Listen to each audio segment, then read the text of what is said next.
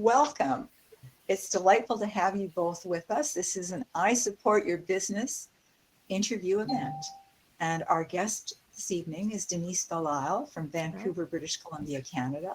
So welcome. My co-host is Cheryl Rogers, who is in Ontario, also in Canada. And here we are. So welcome, Denise. Thank you for being our guest this evening. It's very exciting to have you with us. Thank you. I love your title, Serenity Expert. I'm really curious to know a little bit about your background and what led you to choose that framework for what you do. Thanks for asking.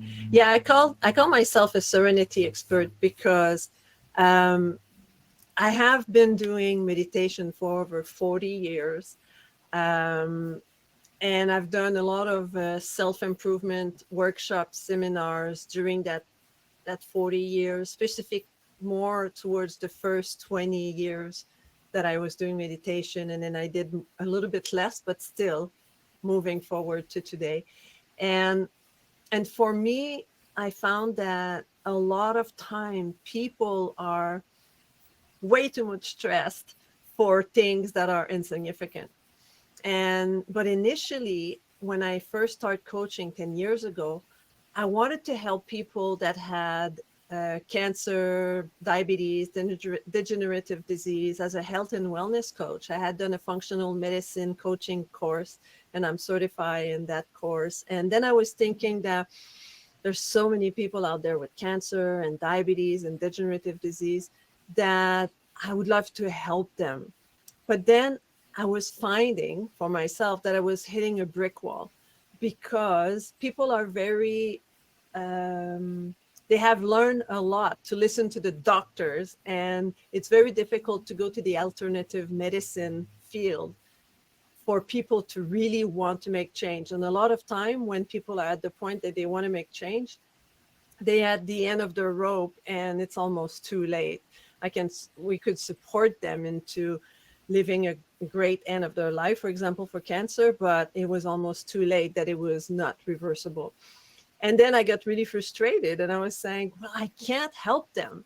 And I said, okay, so now what do I need to do in order to help people with cancer and degenerative disease? And I was like, what if I was to work on preventive work?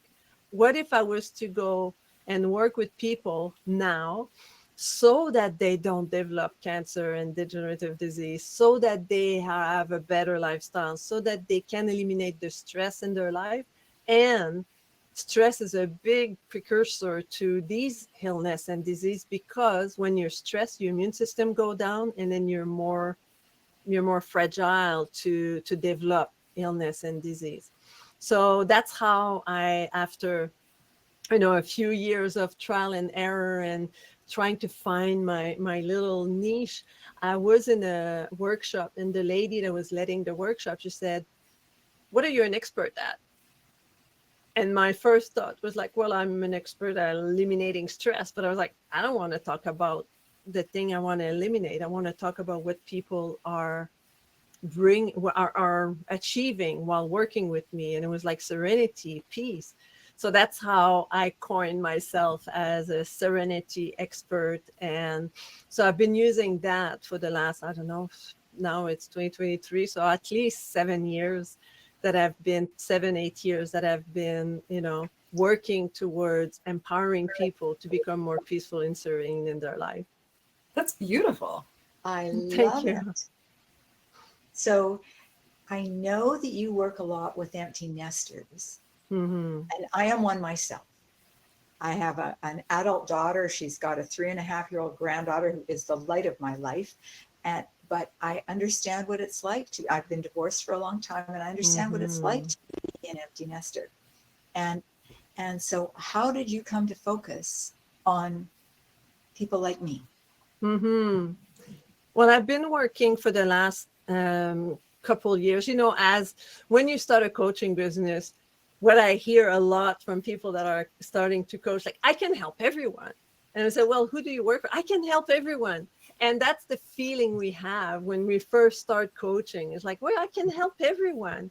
Like for me, if you think about it, like everybody's stressed. So I can help everyone, right?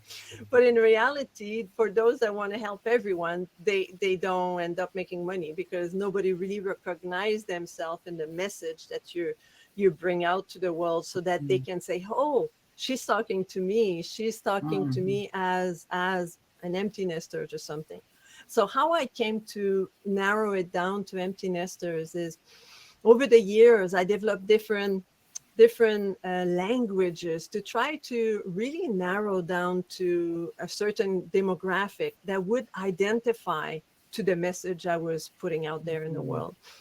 And initially and I still have everything that I'm going to tell you, I'm still working with that with my clients, but it's just narrowed down with empty nesters, because initially I was talking with people with the relationship, like I was calling that the 3 level of relationship.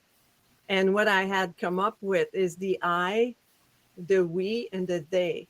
So the I is yourself. You work with yourself. The we is the close relationship you have with people around you, your children, your husband, maybe your parents. And the they is like everybody else, like you, Cheryl, like people that are surrounding you, people when you drive the car, the other drivers, or when you go to the grocery store, the people around you. So that's the they.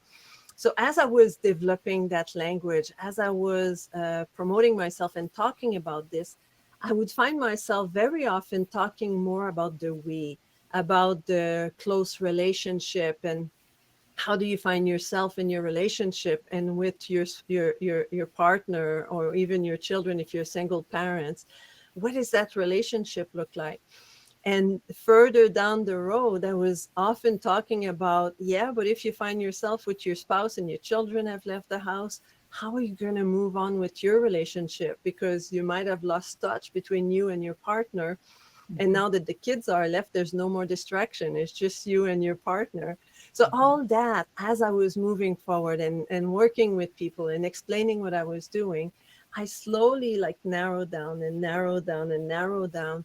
And now I'm so excited, to be working with empty nesters, because I can still help people working with their relationship. And I can still help people that too often I found that, especially women, but some men too, feel a great loss once the kids leave the house. They feel like they lost part of themselves, because they gave us women, we give ourselves so much to raising our kids, to supporting them, to discipline them, and to love them, and to be there for them so that they feel safe and secured. And once they leave, then we feel that now what, like nobody needs me anymore, nobody loves me, nobody, you feel totally depleted. And it often, unfortunately, these women almost fall into depression for a period of time. So that's why I've started to work with empty nesters, and especially women, but of course I can help everyone. I can help men too. And by doing that work, it allowed me to connect with my clients and to show them different tips and tricks and help them work on themselves. And especially if I work with empty nesters soon to be, which means that your kids are going to leave the house in a year. How do you prepare your exit strategy to becoming an empty nester? So how do you start digging a road for yourself so that you'll go in that direction? So that's how I've been developing, working with empty nesters, and that supported me into, being able to, the more you narrow down, the more people will identify themselves. So that's how I've been working towards that. You bring up an interesting point, because that road to becoming an empty nester, that last year before, your offspring are finished university, if they've stayed at home to go to university, or maybe they're leaving after grade 12 to go someplace else because they want independence. And there's something that has to happen for that younger generation to help prepare them to go too. And there's a lot of not just what's going to happen to the parental units, but there's also a sort of great divide in the brain, I think, about worrying about, Johnny or Marge or whatever, who's now going to be in Calgary or Montreal as opposed to Vancouver. Yeah. Um, Yeah, and yeah. It makes a big gap between what's there and what's to come. mhm, And initially I work more with the parents, but since I can help everyone, I like that, image. But I could also integrate the children in preparation of cutting the umbilical cord, right? From mhm, some of them, even though, they're leaving and they're independent, but some of them might have a hard time as a kid doing that too. So I could do, family session and explain to them the different step and how they can move forward. But at the moment, I'm mostly concentrating on the mother and the father and the couple. How do they move forward as a couple? Like, for example, I had a lady I talked to a couple of weeks ago, and she was like, yeah, absolutely, I can totally recognize myself as what you're explaining, because I was explaining what I was doing. And she said, my kids left the house, and my husband and I, we were strangers to one another because we were so involved with the kids that that was a major distraction for us to find ourselves and grow our relationship as a couple. So now mhm, they're in the process of reconnecting with one another, rediscovering one another.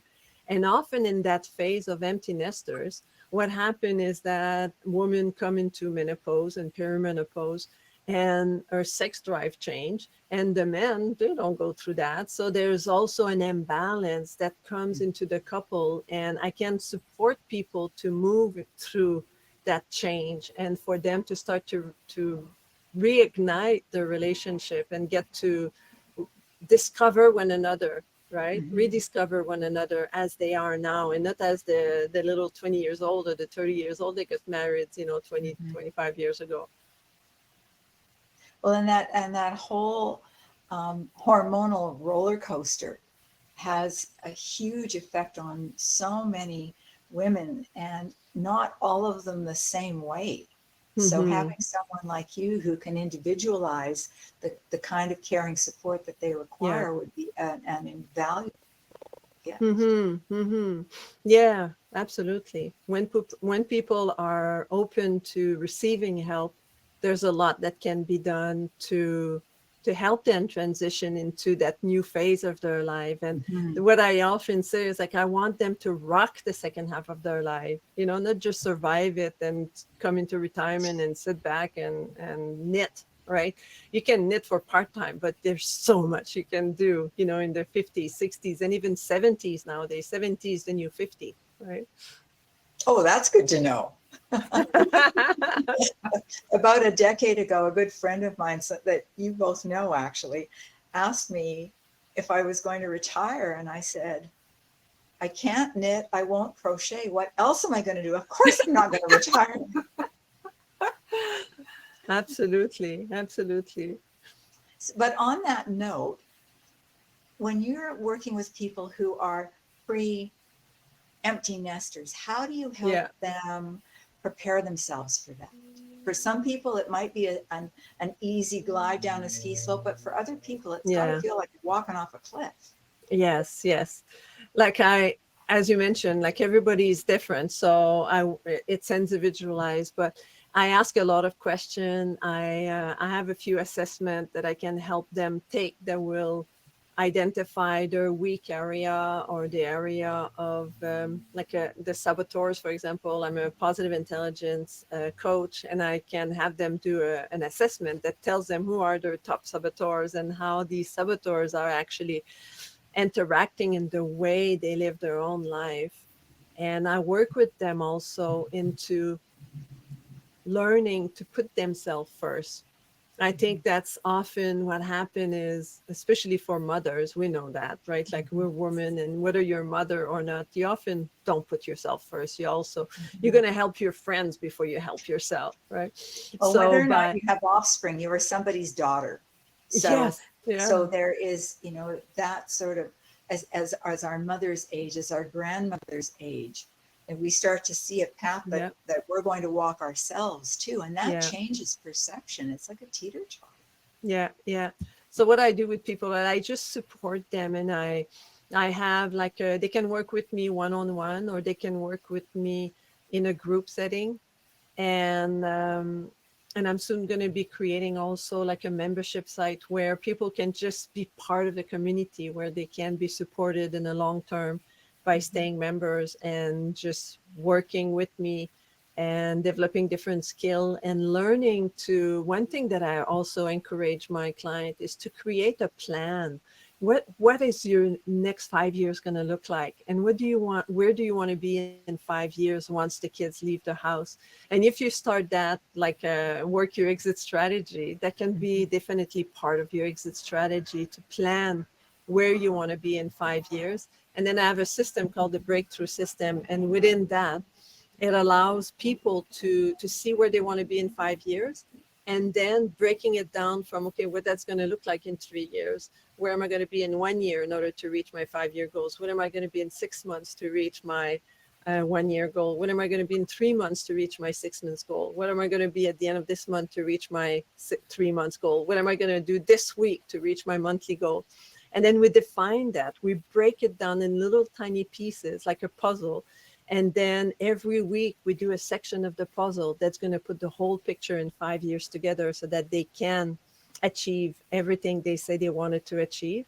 And contrary to a puzzle, sometimes you feel that part of one image, part of the image, which is part of your plan, once you start working towards that, if it's not something you want anymore, we readjust, we recalibrate your aim, and then we can navigate through that. And then you can transition to, I don't think I really want to do that. Let's say your plan was in 5 years, we'll sell the house and we'll move to Hawaii or whatever that was, right? But then as you get within 3 years and you say, you know what, like because of the, I don't know, because of the political status, and because what happened here and there, and because the children are now in Florida, Hawaii is really far. So maybe we want to transition to Florida instead of Hawaii. And then you can, with the support of a coach, you can work towards realigning yourself and still be on track to reaching your goals of whatever you set up to do, in a certain period of time. And so many of us don't need to be empty nesters to be also looking at what's happening with our own parents as they go through those changes and challenges. Yeah, absolutely. Yeah. Cheryl, Interesting. Have you got any questions you'd like to ask? I think it would be great if we could have Denise share how someone would actually reach her if they wanted to take advantage of some of the wonderful services that you have to offer. How does someone get hold of you? Yeah, absolutely. Like I created a checklist, and that's a good way to get in touch with me, is to download the checklist. And the checklist is a way for people to, I'm going to put it right now actually in the chat of the Facebook group, and it's called the Start Over Checklist, because often we don't, we feel like we have to start our life over, like everything that we believed in for the last 20 years is now behind us. And now we have to rebuild, what's coming up forward. So I called it the checklist Start Over. So for those that that are listening, it's going to be bit.ly. So bit.ly / and it's called the Starting Over Checklist. So all one word. So bit.ly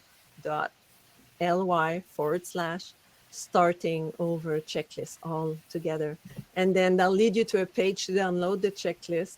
And through that, we'll start to be in communication, and we'll be talking about, how I can support you, first of all, as an empty nester, but also how to set up your goals and how to move forward in your life and rock the second half of your life.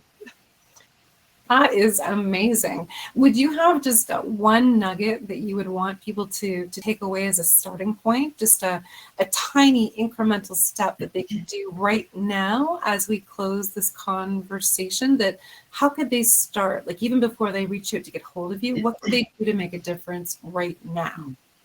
Yeah, absolutely. Good question, Cheryl.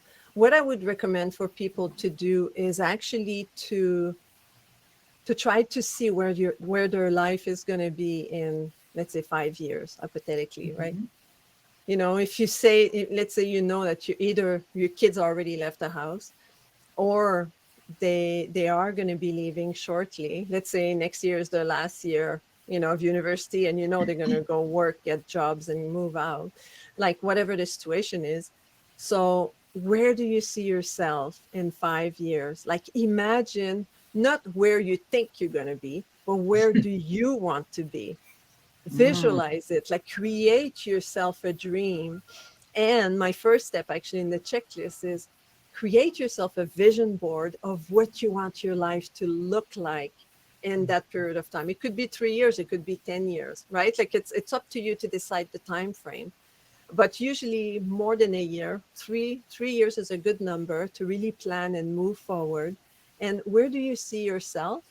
And be creative. Either do it with magazine and a board, or go online and grab picture, search picture, and put it into a Word document and put it all together so that you can visualize, where do you want to be? What are you going to do once the kids leave the house? Are you going to be, and go in all the details, are you going to be doing the same work you're doing now? Or if you were a stay-at-home mom, which there's still tons of them out there, congratulations, lady, you've done an amazing job.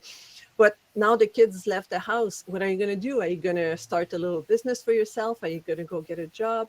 Are you going to, be okay just to stay at home all by yourself? If you do, what kind of hobby are you going to take on? What type of trips are you going to take with your partner if you're with a partner? And if you're all by yourself and you felt like you had no time to find a boyfriend because you were so busy with the kids, okay, now is it time to go look for a boyfriend? We're going to be with that in 3 years, So that's what I would suggest for people to start, like, visualize, where do you want to be? Not what you think your life will be as you feel now, because if you feel depressed, you're going to be the vision that you might have in your mind right now might not be rosy. But where would you like to be? How would you see your ideal life in a certain period of time? That's wonderful. I love the idea of choreographing your future. Yeah, that's the best thing to do, because then if you create it in your mind, if you think about it, then you'll start talking about it, and your action will go towards creating that, and it's going to happen, and then you'll put your emotion about the excitement. Like, I talked to a lady, she's from Alberta actually, and the kids have left the house maybe a year or and a half, 2 years ago. Well, I talked to her around the holidays, so a year and a half ago now. The kids have left the house, and her and her husband, they've decided to sell their house and move to the south of France. And it's like, okay, that's awesome. But it took preparation. Of course, you don't just sell and move out, right? Finding a right place in France, and make sure that their remote work can be done from anywhere, and all of that, and planning for themselves. Like, they go look for a little property in the south of France, and that's their dream. That's what they want to do. So whatever, the world is your oyster, right? Anything you decide, there's lots of chance that you could create it if you plan it properly. So you were truly the Serenity Expert then, helping people find their dreams. I love it. Absolutely. Absolutely. It's very exciting to see people succeed in creating their dream life, and, as I said before, to rock the second half of their life. Well, thank you so very much, Denise. Thank you, Cheryl, for being part of this trio. And it has been a wonderful, wonderful experience. So we'll close this now. Now you're going to have to walk me through what to do. Lots of fun. Lots of fun. Lots and lots of fun. I helped you. I just closed.